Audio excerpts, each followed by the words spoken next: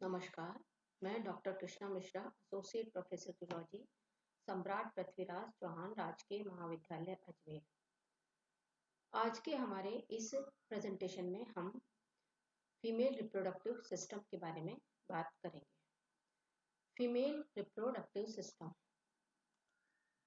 जैसा कि इस डायग्राम में दिखाई दे रहा है, फीमेल रिप्रोडक्टिव सिस्टम एक पेयर ओवरीज जो कि लेफ्ट और राइट दोनों साइड में है, एक पेयर फैलोपियन ट्यूब्स या फिर इनको ओविडक्ट्स भी कहते हैं, ये भी लेफ्ट और राइट दोनों साइड में स्थित होती हैं। फिर यूट्रस, सर्विक्स और वेजाइना, इनसे मिलकर के बना हुआ होता है। फीमेल के रिप्रोडक्टिव सिस्टम के अंदर ओवरीज जो हैं इनके प्राइमरी सेक्स ऑर्गन्स बनाती हैं और ये ओवरीज ओवम का प्रोडक्शन करती हैं, साथ में बहुत से स्टेरॉयड हार्मोन्स का प्रोडक्शन भी करती हैं, जिन्हें ओवेरियन हार्मोन्स भी कहते हैं। इनकी पोजीशन, ओवरीज की जो पोजीशन होती है वो लोअर एब्डोमेन में होती है और प्रत्येक ओवरी करीब 2 से लेकर के 4 सेंटीमीटर तक लेंथ में होती है। प्रत्येक ओवरी लिगामेंट्स के द्वारा पेल्विक वॉल और यूट्रस से अटैच्ड होती है। जैसे यहाँ पर लिगामेंट्स दिखाई दे रहे हैं, इन लिगामेंट्स की सहायता से ओवरी जो है वो अपनी पोजीशन के ऊपर उपस्थित रहती है और वहां पर अटैच्ड रहती है। प्रत्येक ओवरी जो है, इसका यदि हम स्ट्रक्चर देखेंगे नेक्स्ट स्लाइड में, तो प्रत्येक ओवरी जो है थिन एपिथेलियम लेयर से ढकी हुई रहती है और इसके बीच में स्ट्रोमा होता है। इसके बारे में हम डिटेल स्टडी अपनी नेक्स्ट स्लाइड में करेंगे। इसके बाद ओवरी के बाद आती हैं फैलोपियन ट्यूब्स या फिर ओविडक्ट्स। ओविडक्ट्स, यूट्रस और वेजाइना, ये मिलकर के फीमेल रिप्रोडक्टिव सिस्टम की असेसरी डक्ट्स बनाती हैं। प्रत्येक फैलोपियन ट्यूब जो कि करीब 10 से 12 सेंटीमीटर लंबी होती है, ये आप लोगों को दिखाई दे रही है। फैलोपियन ट्यूब यहाँ से ओवरी के पास से स्टार्ट होकर के यहाँ तक आ रही है। तो ये फैलोपियन ट्यूब जो है 10 to 12 सेंटीमीटर लंबी होती हैं और ये ओवरी की पेरिफेरी से स्टार्ट होती हैं और यूट्रस तक जाती हैं।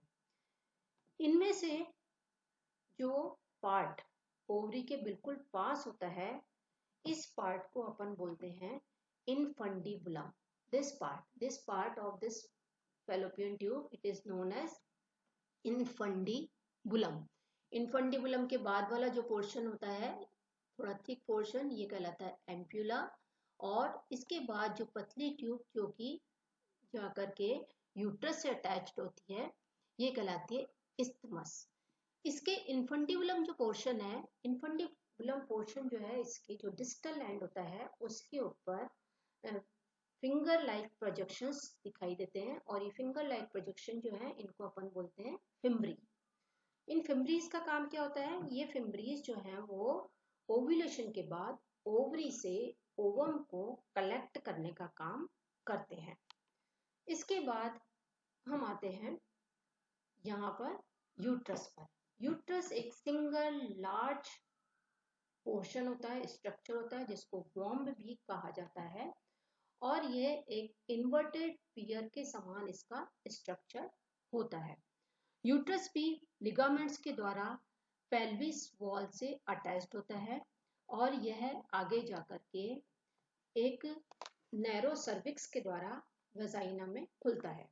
इस सर्विक्स की जो कैनाल होती है, ये वाला पोर्शन जो है वो सर्विक्स है। इसकी जो कैनाल है इसको अपन बोलते हैं सर्वाइकल कैनाल। ये सर्वाइकल कैनाल जो है यूट्रस को यहाँ पर वेजाइना के अंदर अटैच करती है। अब हम बात करते हैं कि यूट्रस की वॉल।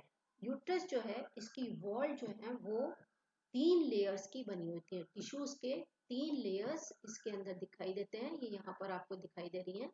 3 लेयर्स हैं, पेरीमेट्रियम, मायोमेट्रियम और एंड्रोमेट्रियम। इन 3 लेयर से यूट्रस की वॉल जो है वो बनी हुई होती है।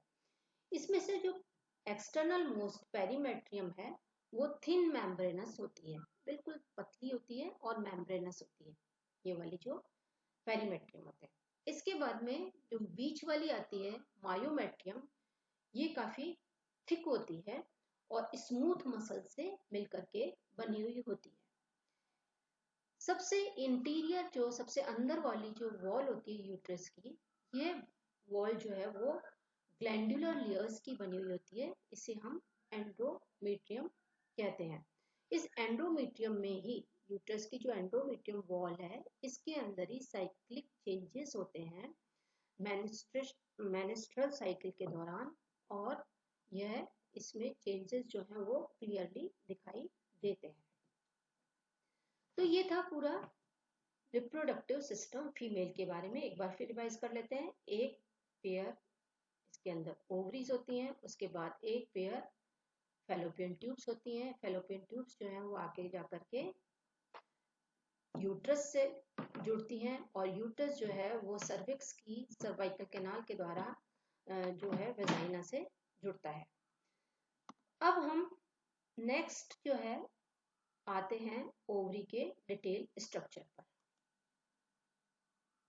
इस स्लाइड में ओवरी का स्ट्रक्चर दिखाई दे रहा है। जैसा कि आप देख पा रहे हैं, इसके अंदर ओवेरियन फॉलिक्यूल जो है वो डेवलपमेंट की अपनी डिफरेंट स्टेजेस के अंदर होती हैं। ओवरीज बाहर की तरफ सबसे जो इनकी आउटर जो कवरिंग होती है वो क्यूबिडियल एपिथेलियम की बनी हुई होती है, जिसको कि अपन बोलते हैं जर्मिनल एपिथेलियम या फिर ओवेरियन एपिथेलियम। विसरल पेरिटोनियम जो है वो ओवरीज को चारों तरफ से कवर करती है। दिखाई दे रही है विसरल पेरिटोनियम, ये इसको ओवरी को लाइन करती है, इसको चारों तरफ से कवर करती है, एनवलप देती है। इस लेयर के नीचे की ओर डेंस कनेक्टिव टिश्यू का कैप्सूल होता है, जिसे कि ट्यूनिका एल्ब्यूजिनिया कहा जाता है। ओवरीज के सब्सटेंसेस को दो डिफरेंट पार्ट में, डिस्टिंक्ट पार्ट के अंदर डिवाइड किया गया है। एक तो ये वाला ओवरी का कॉर्टेक्स है, कॉर्टेक्स रीजन, और ये बीच वाला जो है वो ओवरी का मेडुला रीजन कहलाता है। कॉर्टेक्स रीजन जो है ओवरी के अंदर वो बहुत ज्यादा ग्रैन्युलर और डेंस होता है, और इसका कारण ये होता है कि इसके अंदर ओवेरियन जो फॉलिकल्स होती है वो डेवलपमेंट की डिफरेंट स्टेजेस के अंदर प्रेजेंट होती हैं, और इन्हीं की वजह से इसमें इतनी अधिक डेंस और ग्रैन्युलर यह होता है। प्रत्येक फॉलिकल जो है उसके अंदर oocyte होता है। ओवरी के अंदर जितनी भी फॉलिकल्स होती हैं उसके अंदर oocyte होता है। oocyte जो कि फीमेल जर्म सेल होती है, और कॉर्टेक्स के अंदर कॉर्पस ल्यूटियम जो है वो फॉलिकल से बनता है, उससे डिराइव होता है। जैसे कि यहाँ पर हमें दिखाई दे रही हैं कि ये डिफरेंट स्टेजेस जो है डेवलपमेंट के हैं। ये प्राइमरी फॉलिकल्स हैं, ये ग्रो कर रही हैं। यहाँ पर फॉलिकल्स जो हैं उनमें वृद्धि हो रही है, ग्रोइंग फॉलिकल्स हैं। यहाँ पर करीब ये जो फॉलिकल है वो मेच्योरिटी दिखा रही है, काफी अधिक मेच्योर हो गई है, और ये पूरी की पूरी मेच्योर ग्राफियन फॉलिकल बन गई है। इसके बाद में फॉलिकल रप्चर होती है, इसमें से ओवम बाहर की तरफ निकल जाता है, और जो रिमेनिंग इसकी जो सेल्स होती हैं, फॉलिकुलर सेल्स होती हैं, वो आगे जाकर के कॉर्पस ल्यूटियम बनाती हैं। ये कॉर्पस ल्यूटियम है, और यदि प्रेगनेंसी नहीं होती है, दैट मीन्स यदि फर्टिलाइजेशन नहीं होता है, तो कॉर्पस ल्यूटियम जो है वो डीजनरेट हो जाती है।